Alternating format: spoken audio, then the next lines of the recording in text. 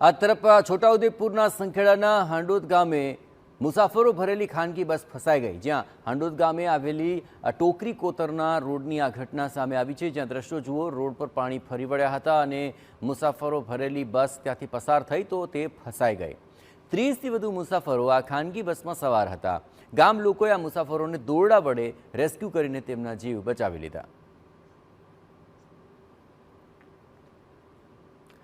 આ વરસાદી પાણીમાં આખરે આ બસ ફસાઈ હતી અને જો કમર સમાણા પાણી છે અને તે વચાળેથી આ બસ પસાર થવાની કોશિશ કરી રહી હતી, પરંતુ બસ ફસડાઈ પડી અને તે આગળ ન વધી શકી।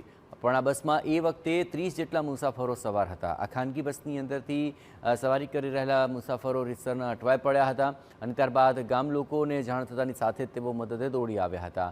તુરંત જ ગામ લોકોએ બસથી લઈને કાંઠા વિસ્તાર સુધી એક દોરડું બાંધ્યું અને ત્યારબાદ એ દોરડું પકડીને તમામ લોકોને સુરક્ષિત રીતે